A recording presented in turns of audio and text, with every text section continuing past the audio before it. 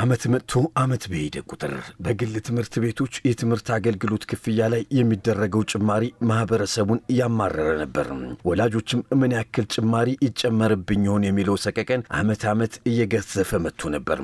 ዘንድሮ ግን የአዲስ አበባ ከተማ አስተዳደር ዘርፈ ብዙ ጥናትና ጥረት በማድረግ የትምህርት አገልግሎት ጭማሪ ደንብ አውጥቷል። የትምህርት ክፍያ ጭማሪ ማድረግ የሚችሉትም ጭማሪ ከጨመሩ 2 ዓመት የሞላቸው ትምህርት ቤቶች ብቻ እንዲሆኑም ወስኗል። ጭማሪውም ከ3 ዓመት አንዴ ብቻ እንዲሆን ተደንግጓል። በየዓመቱም የትምህርት አገልግሎት ጭማሪም አይኖርምም ተብሏል። በቀጣዩ የ2018 የትምህርት ዘመንም የአገልግሎት ክፍያ ጭማሪ የሚያደርጉት ከ2 ዓመት በፊት 2015 ሰኔ ላይ ማህበረሰቡን አወያይተው የጨመሩ ትምህርት ቤቶች ብቻ ናቸው ተብሏል። ትምህርት ቤቶቹም ተለይተው ተመዝግበዋል። እንደፈለጉ ዋጋም እንዳይጨምሩ ትምህርት ቤቶቹ ደረጃ ወጥቶላቸዋል። በደረጃቸው መሰረትም አብዛኞቹ ትምህርት ቤቶች ከ40 በመቶ እስከ 50 በመቶ ብቻ የክፍያ ጣራ ያውም ከተማሪ ወላጅ ጋር ተመካክረው እንዲጨምሩ የተወሰነ ሲሆን በአዲስ አበባ አንድ ትምህርት ቤት ብቻ ነው 65 በመቶ ድረስ እንዲጨምር በአዲስ አበባ ከተማ አስተዳደር የትምህርት ጥራት ቁጥጥር ባለስልጣን ፍቃድ ያገኘው። የትምህርት ስልጠና ጥራት ቁጥጥር ባለስልጣን በርካታ ጥናቶችን አድርጎ ወደ ትምህርት ቤቶች ያወረደው ደንብም ሁሉንም የሚያስማማና ሚዛናዊ ተደርጎ የተዘጋጀ መሆኑን አዲስ ሚዲያ ኔትወርክ ኤኤምኤን ያነጋግራቸው የተማሪ ወላጆች ገልጿል። እኔ እንደው ትልቁ ይጨመራል ብዬ ያሰብኩት አሁን ዛሬ ላይ የምንከፍለው 1550 ነበረ እስከ 2500 ድረስ ይደርሳል ብዬ አስቤ ነበረ። ግን አሁን እኔ ካሰብኩት በታች ነው ያለው ማለት ነው። አዋጁ መጽደቁ ከብዙ ነገር ይጠብቃል።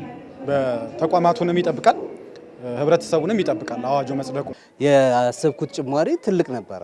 ከዚህ በላይ ይሉናልና እንጨቃጨቃለን ብዬ አስቤ ነበርና የከተማ አስተዳደሩ እዚህ ውስጥ ጣልቃ ገብቶ ይሄን ነገር ማድረጉ ጭቅጭቁ እንዲቀንስ ሰው ብዙም እንዳይከፋው አድርጓል ብዬ አስባለሁ እና ጥሩ ነው ያለው ነገር።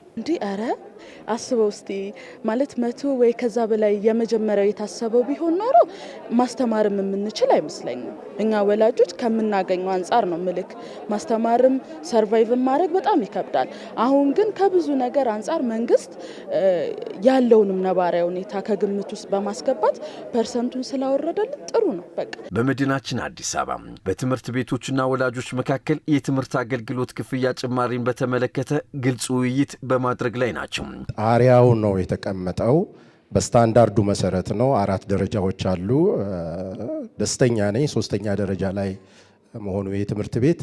ስለዚህ በ3ኛ ደረጃ ላይ ለተቀመጡ ትምህርት ቤቶች የተቀመጠ ጣሪያ አለ። ያንን ነው ያቀረቡትና እዚህ ጋር መወያየት ያለብን በዛ ማዕቀፍ ውስጥ ሆኖ ከ0% እስከ ጣሪያው ድረስ መደራደር ይቻላልና የግድ ለማስጨመር ሲባል ብቻ እንዲህ እናረጋለን እንደ ምርጫ ቅስቀሳ አይነት ነገር ይሄን ከተመረጥኩ ይሄን እናረጋለሁ አይነት ነገር እንዳይሆን ምን ያህል ኮሚትድ ነው ትምህርት ቤት ውስጥ የተባሉትን ነገሮች በቃ ለማሳመንና ለማድረግ እናረጋለን ነው ወይስ እውነት ኮሚትድ ሆኖ ነው?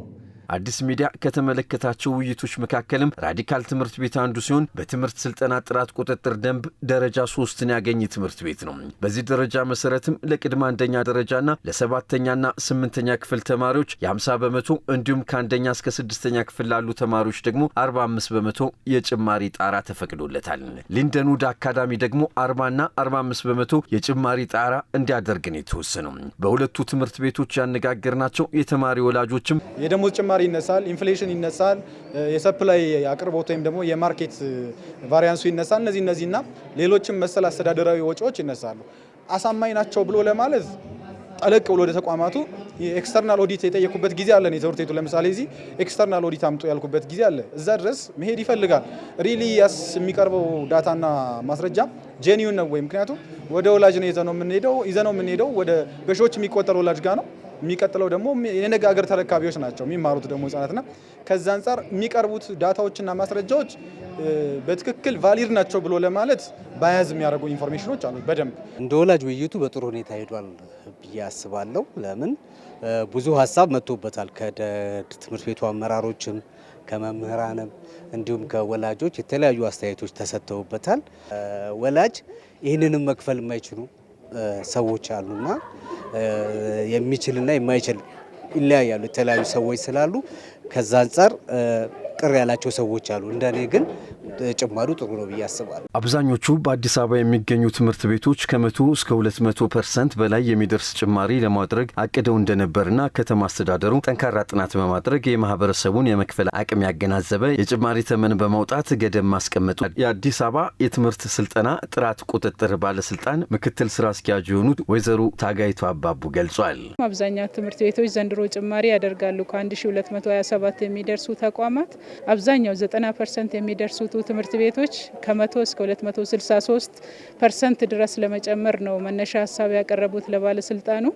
ስለዚህ መነሻ አድርገን ስናይ ይሄ ሁሉ ጭማሪ የሚያደርግ ኢኮኖሚያዊ ምክንያት አለው ወይ የሚለውን ስናይ ሌጋል ግራውንድ ባለመኖሩ ምክንያት አንዳንድ ትምህርት ቤቶች እንደፈለጉት ለመጨመር ጭምር ታሳቢ አድርጎ ያቀረቡት መነሻ ሀሳብ መሆኑ በደንብ አይተናል። ይሄ እንዳለ ጥሬው ለወላጅ ቢቀርብ ኖሮ ከፍተኛ የሆነ አንደኛ አለመግባባት ይፈጠራል፣ ሁለተኛ ቀውስም ጭምር ሊፈጥር ይችላል። ጭማሪ የሚደረገው የግል ትምህርት ተቋማት የትምህርት አገልግሎት ክፍያ በየ3 ዓመቱ ማድረግ አለባቸው የሚለው ተቀምጠዋል። የአዲስ አበባ ከተማ አስተዳደር በገደብ ያስቀመጠውና ከ40 እስከ 50 በመቶ ያለው ጭማሪ አያዋጣኝም የሚል የትምህርት ተቋም ቢኖር እንኳ በሕግና ደንብ መሰረት ቢያንስ 3 ወር ቀድሞ በማሳወቅ እንደሚሆን ወይዘሮ ታጋይቱ ገልጸውልናል። የትምህርት አገልግሎት ጭማሪ አያዋጣኝም መቀጠል አልችልም ብሎ የሚያስብ የትምህርት ተቋም ካለ የትምህርት ዘመኑ ሳይጠናቀቅ ከ3 ወር በፊት ለባለስልጣኑ መቀጠል እንደማይችል ማሳወቅ ይገባዋል ማለት ነው። ይሄን ካላደረገ ግን እንዲሁ ዝም ብሎ መዝጋት እንደማይችል በሕግ እንደሚያስጠይቀው ጭምር ያስቀምጣል። ይሄን አድርጎ ይሄን ጥሶ የተገኘ የግል ትምህርት ማንኛውም የግል ተቋም ዘጋለሁ ብሎ ወይ ደግሞ ለመዝጋት ጥረት የሚያደርግ ከሆነ አስተዳደራዊ ውሳኔዎችና በሕግም የሚጠየቅበት አግባብ አለ ማለት ነው።